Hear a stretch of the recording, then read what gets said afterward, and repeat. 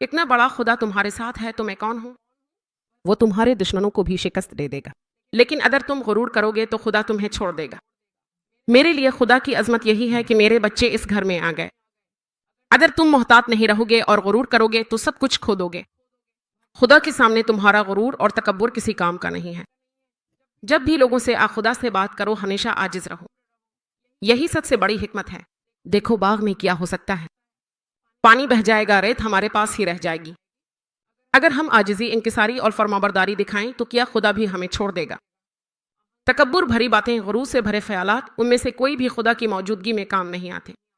जब बनी इसराइल से खिताब किया गया तो कहा गया कि वो एक नादान कौम है, उन्हें नादान कौम कहा गया। सोन की बेटियां कैसे बर्ताव करती है, क्या वो अपनी गर्दन अकड़ा कर चलती है। गर्दन अकड़ना यानी गुरूर की निशानी है। वो अपने चलने के अंदाज से भी दिखावा करती है।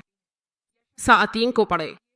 ये बहुत हैरत अंगेज है कि खुदा गुरूर करने वालों के साथ कैसा सलूक करता है। दुआ की बॉडी लैंग्वेज कैसी होनी चाहिए। खड़े होकर अक्कर के ते खुदा मुझे ये चाहिए, मुझे वो चाहिए, इस तरह हुक्म देने वाले अंदाज में। क्या अब दुआ भी इसी तरह करते हैं जैसे बाकी सब कुछ करते हैं। अगर हम फौरन घुटने टेक देते हैं तो इसका क्या मतलब है। इसका मतलब है कि मैं आजिज़ी के साथ तुझे पुकार रहा हूं। ये मेरा कोई कमाल नहीं है। मैं अपना गुरूर तस्लीम करता हूं। मैं दूसरों के सामने खड़ा नहीं हो सकता। ए परवरदिगार, मैं अपने पैरों पर खड़ा नहीं रह सकता। मुझे अब के सामने घुटने टेकने ही पड़ते हैं। यही है जिस्मानी ज़बान।